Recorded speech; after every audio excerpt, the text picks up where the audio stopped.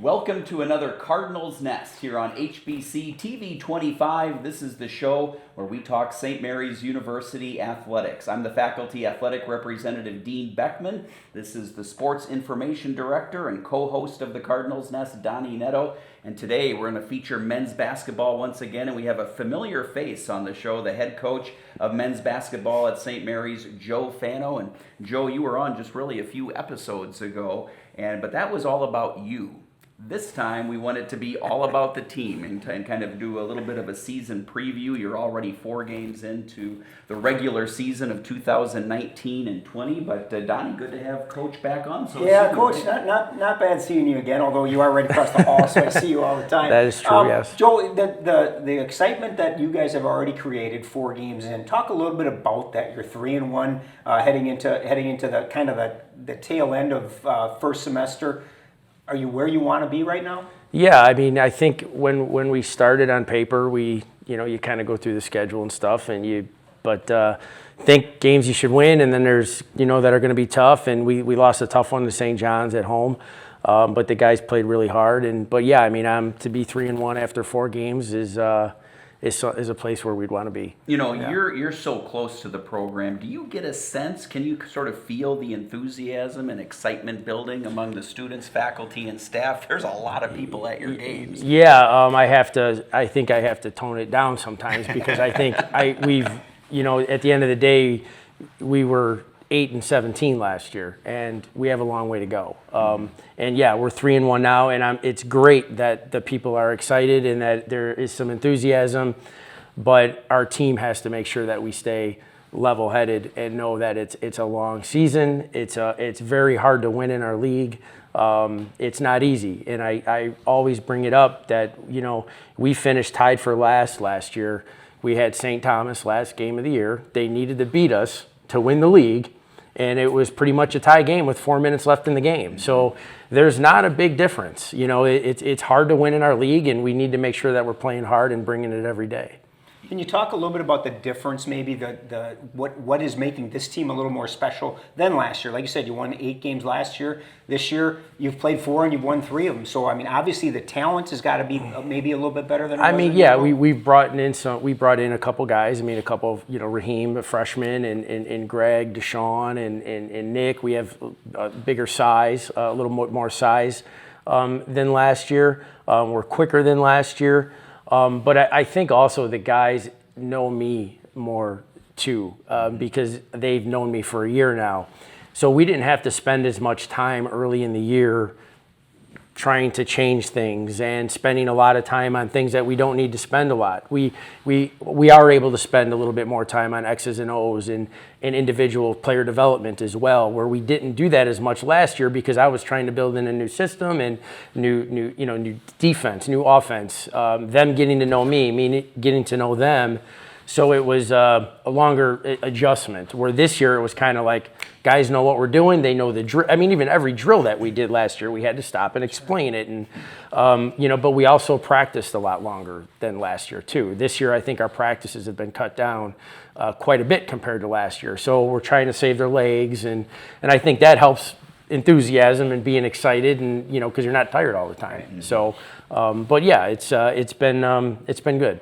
A little bit later we'll have Kevin Gleason, your senior guard, on the program, and we'll ask him this question. But when you took over the program, you were taking over a 1-win team. Do you sense their confidence building after 8 wins last year and a nice start to this season? Is that part of it too, just some self-confidence that they can compete in? Yeah, I mean, absolutely. Because at first it was me getting them to believe that they can win. And we started off strong, and we had some hiccups throughout the year last year, but we never quit. And I say success is smart, and failure is one of its biggest tests. And we failed last year. We did. We lost some really, really close games. I think we lost 3 games at the buzzer, and a couple where the ball didn't really bounce our way. But how do you respond to that, and how do you react to that, and what do we do intentionally to get better? We talk about intentional actions and things like that, and we have never. And one of the compliments I get after every game a lot of times is your guys play really hard. And that's all you can ask for as a coach sometimes is that we play really hard. So yeah, I mean, it's they're excited, but we're playing hard, but we also know there's a long way to go. You know, you talk a lot about kind of learning how to win, and if you look at this year, and again, you're only 4 games in, play St. Olaf. You hadn't beaten St. Olaf in 6 years, 12 games. You handled them very well. You look at the Luther game where you went into overtime. That was a game that easily you could have lost. Sure. I mean, you needed a bucket at the end to get it to overtime, and then really kind of took charge. Are these guys kind of showing that they get it, that, you know what, they're as good as the St. Olaf when you take the court. They were as good as the St. John's when you took the court against them. They're nationally ranked. Sure. Are they starting to get that, you know what, we can beat any team in this conference? Yeah, I mean, I think we are there. I think we know going into every game that we play that we have a belief that we can win. But we also have to make sure that we're doing the right things. We can't, for me, it's we just can't walk on the floor and beat anybody, because like I said, at the end of the day, we were 8-17 last year. And yeah, we're 3-1 now, but it's a long season. It's a grind and it's a marathon, and we have to make sure that we stay focused and our heads don't get too big, and we just, like I said, we can't make sure we're just walking out there and we can beat anybody without working hard at it, because we do. I mean, I think we're getting better at little things too. Like, you know, we did. I mean, the Luther game was a good example of that. I mean, you know, Raheem hits a big shot, you know, to send it into overtime. Eli fouls out, and we still win that game in overtime, where Eli fouled out in regulation. So that was like a good character win and a good team win for our guys, that, hey, we can win even without Eli, who had 27 points that game, or whatever he had, 26, I think. But yeah, they definitely have the confidence of believing that they can win every game. Can you talk a little bit about the pieces to this puzzle? Because you've got a lot of names that we're all very familiar with. Kevin Gleason, one of them. Eli, Eli is having a great junior year thus far. Talk a little bit about the pieces that you've got and how they're all working together. Well, it's definitely a great mix of guys. I mean, because our veteran guys, Kevin and Eli and Sawyer and a couple of the other guys that are back, we have some really good shooters. Not so great at getting to the basket all the time, but now we're a lot quicker, and we have some guys that can get into the paint. And we talk to Kevin about this all the time. Like, we need a guy that can get into the paint like consistently and kick it out, because we have the shooters that do that. So I think they complement each other really well.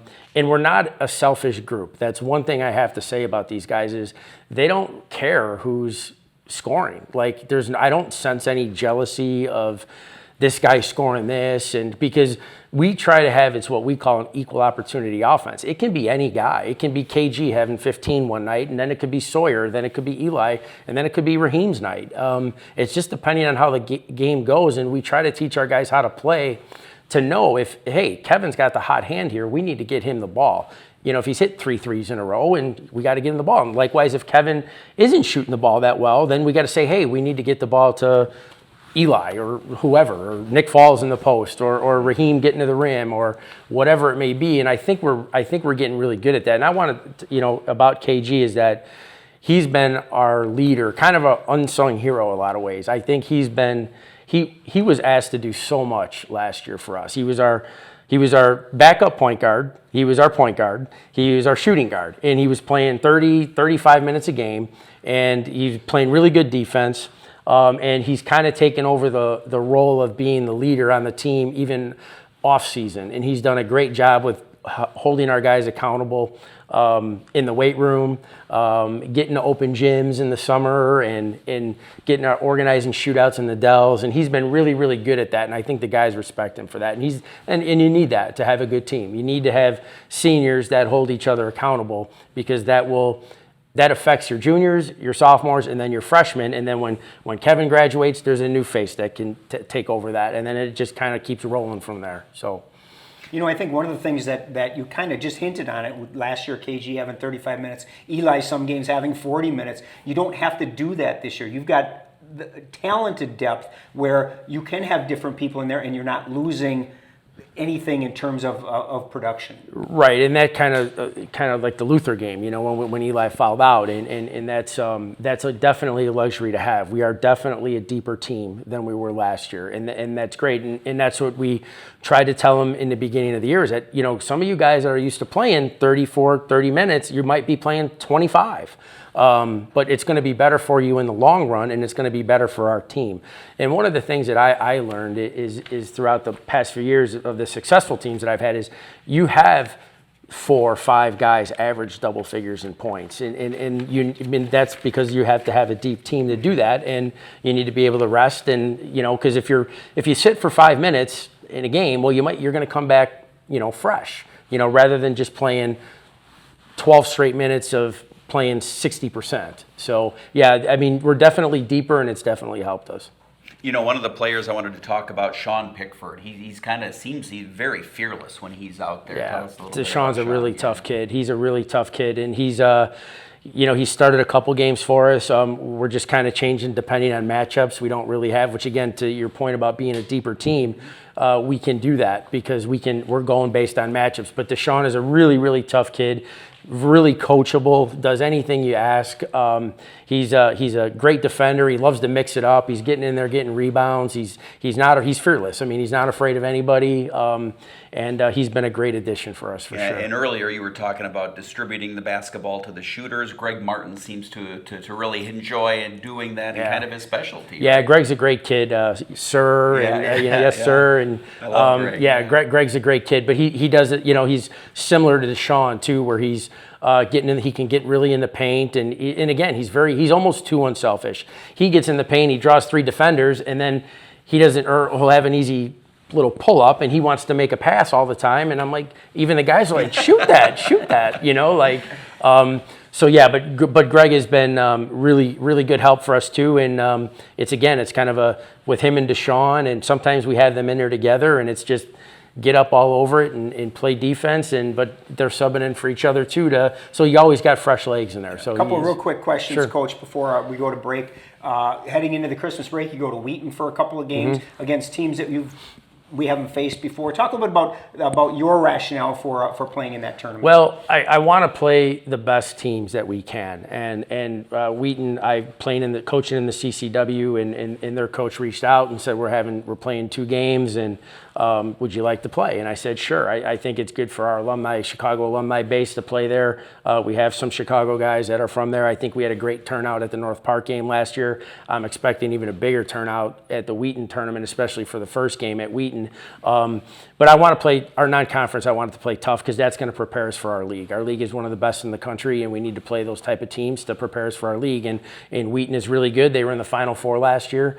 And then Hanover and Dubuque are the other 2 teams. Hanover was in the NCAA tournament last year, and both of those teams are off to a good start. So we're going to have our hands full there in Chicago, but that's what we want to do. I mean, we're not here to pad our wins and pad stats and anything like that. We want to make us better in the long run, and that's what that's going to do. Last question I have, it's come to my attention that you have a pet name for your assistant coach. I'm just kind of curious why Kyle Brown is Lair. Lair? Well, it's more of a nickname than a pet name. Yeah, I have nicknames for everybody, and for whatever reason, even since they seem to stick. But he's Larry. It's actually because of Brown, Larry Brown, and his last name is Brown. So I just started calling him Lair, and then all of a sudden everybody in the office is calling him Lair. So, okay. And I think his mom called him Lair the other day on the phone, I guess. So, but yeah, that's the story behind that. Hey, real quick before we bring KG on, Raheem and Kareem, is it a brotherly love or brotherly rivalry with those two? Oh man. That's a tough one. I know they love each other off the court. On the court, they butt heads sometimes, but when it's all said and done, they're really great together. I mean, they had a great pass. I think it was St. Olaf, was it? Where just Raheem made a great pass, let it out to him. Kareem dunked it, and they gave each other a little wink, and it was good. But no, they're all good. Yeah, they're good. Right. So. Joe Fano, our head basketball coach, thanks for being on the show yet again, and good luck the rest of the year. No problem. Thank you. All right, stay tuned. We've got Kevin Gleason, the senior guard for the men's basketball team on the Cardinals Nest, next on HBC. Holly was there every day, on time. Tricia would never abandon her child. Something's wrong. I just miss her so bad. When the journal came to light, it was very eye-opening. I'm only writing all this down in case something would happen to me. The Object of Murder. All new. Thursdays at 9. Only on ID and ID Go. This Christmas, world-class cake and sugar artists battle to make the most incredible, it's perfect, edible, well done, unexpected Christmas displays ever. 70 layers of cake. The technique is unbelievable. How did they do that? We're turning merry and bright into an epic Holiday Wars fight. Oh my God! This is what Holiday Wars is all about. All new Holiday Wars. Sunday night at 9. Only on Food Network. And we are back on the Cardinals Nest, where we are featuring men's basketball this week here on HBC. Kevin Gleason, a senior guard on the St. Mary's men's basketball team, joining us. So, Kevin, thanks for being on the program. Your first time here on the Cardinals Nest. And in the first segment, when we talked to Coach Fano, we referred to you as KG. Mm-hmm. Now, you're from Minneapolis, went to Minneapolis Washburn High School, right? Tell us, is KG after Kevin Garnett? Now, obviously, you got the same initials. Is that how it all kind of originated? Yep. So it actually started my first year here. Coach Rustoven started calling me KG, and pretty much from the first time I came on campus, he started calling me that.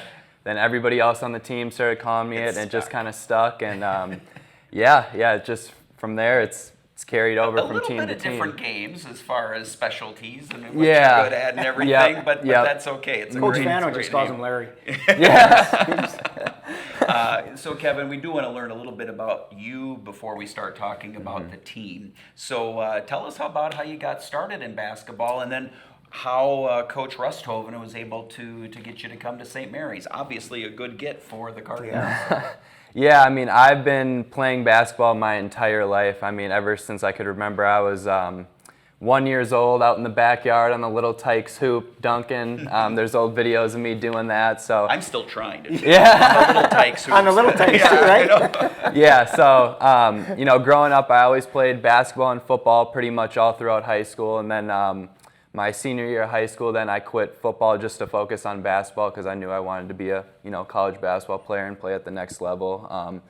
And then my senior year, that's when Coach Rustoven started reaching out to me, a couple other colleges as well, Hamlin and Augsburg, but took visits to all of them. But St. Mary's just felt like the right place for me. It felt it was a place where I was going to get the chance to play right away, had a good relationship with Coach Rustoven, and ended up making the trip down here. It was a little scary at first, moving down from always living in the city, always living in Minneapolis, moving down here. Had some homesickness at first, but eventually once the season started, then my freshman year, started socializing with my teammates more, and everything just kind of came together, and I started to enjoy the campus a lot more, and now I love it down here. And academically, you're a double major in sport management and finance, and I got to tell you, Kevin, this morning I went to both Shelley McCallum Ferguson and Zach Mayo, and I said, come on, give me something, some dirt on Kevin, something embarrassing that from the classroom.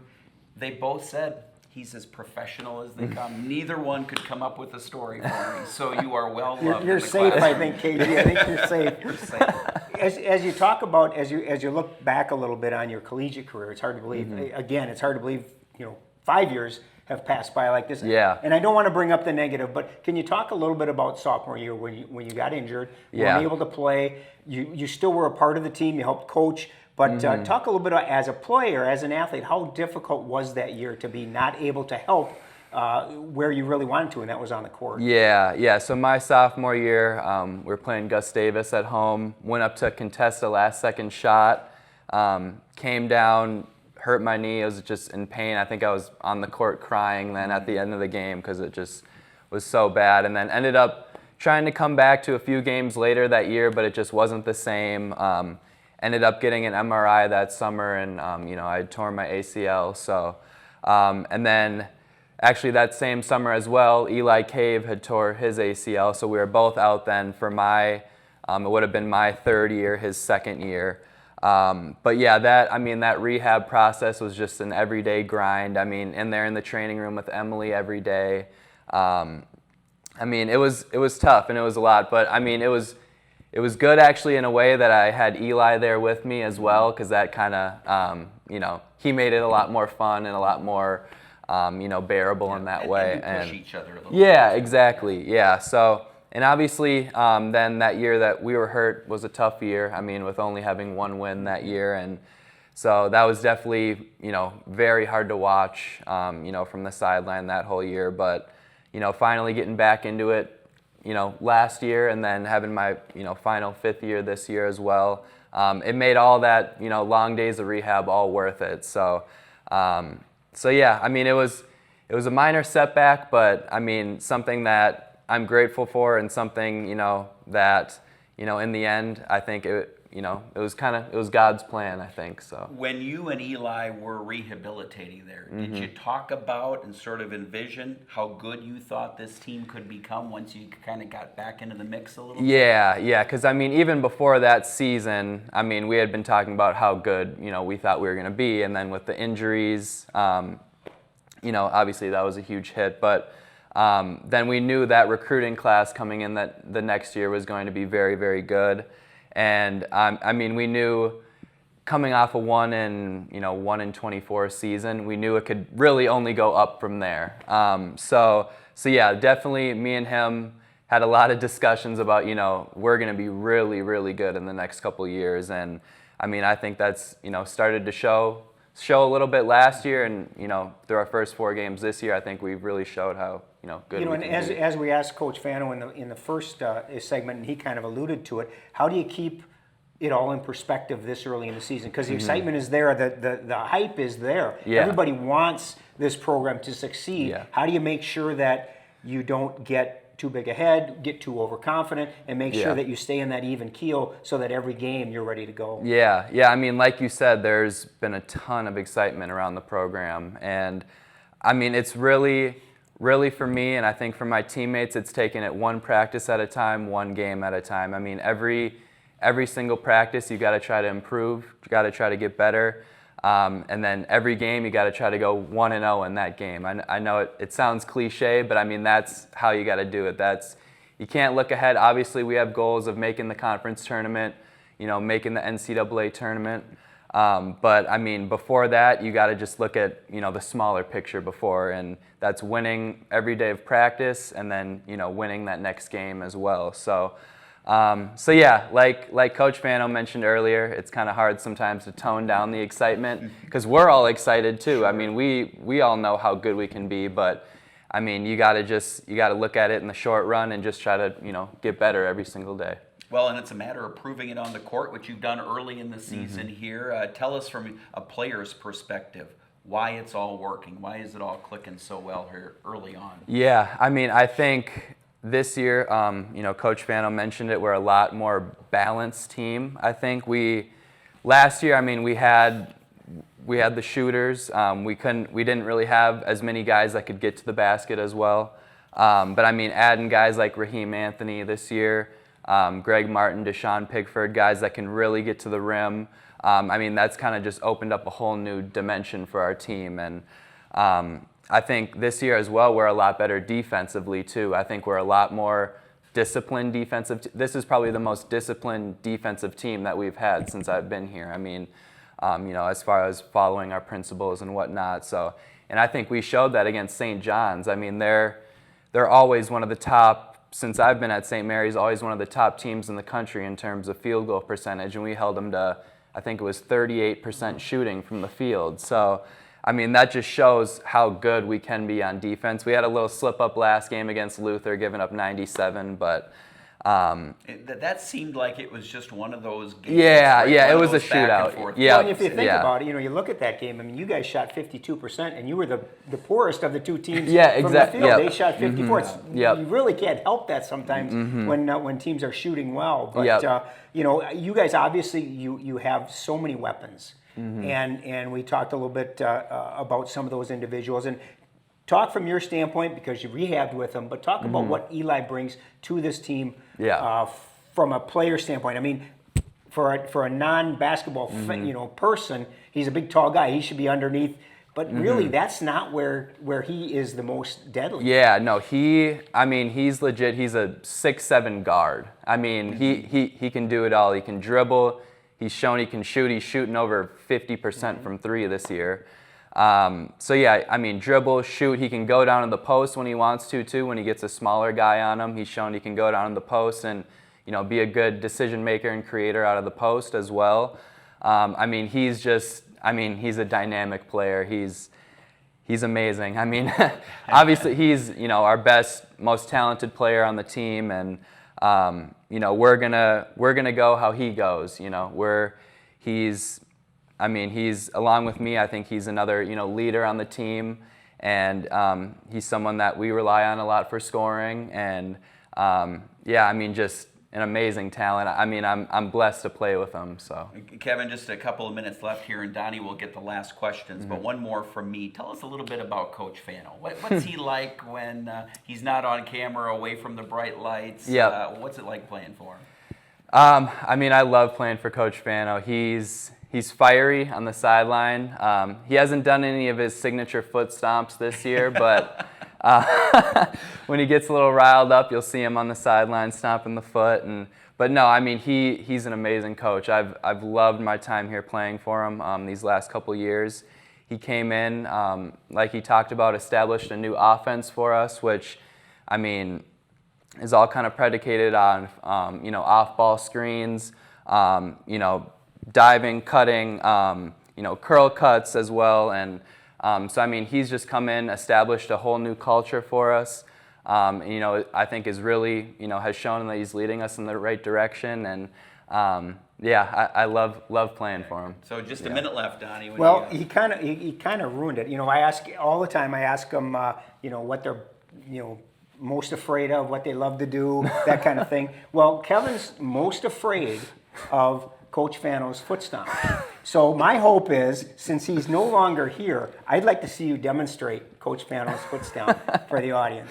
Okay. So he'll be standing here, all mess up. KG! Oh, it's harder than that. Oh my gosh, it's harder than that. I don't want to blow out my knee again. No, let's not do that. Hey, real quick, what's it like being impersonated by Joey White?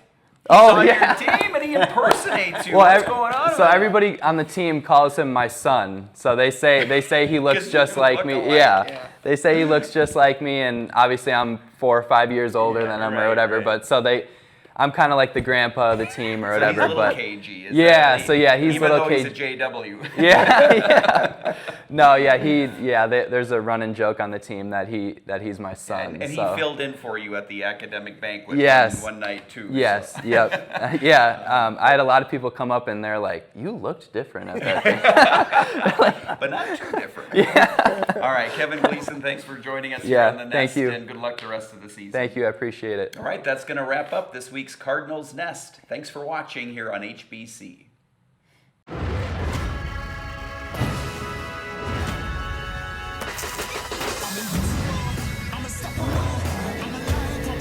Hell yeah.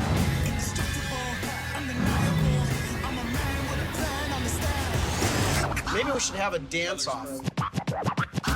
Well, let's try that again. Nailed it. Bitch and Rides, new episode Wednesday at 9 on Motor Trend. Or start your free trial of the Motor Trend app to stream every episode commercial-free. Welcome to Holiday Baking Championship. Walking around the Christmas tree at the Christmas party hall. This is wonderful. Holiday bakers rejoice. 'Tis the season for decadent desserts. It's really nice. It's holiday on a plate. Deck the halls with boughs of holly. These are the sweets that will make your Christmas spectacular. That is how hard we go at the holidays. All new Holiday Baking Championship, Monday night at 9 on Food Network.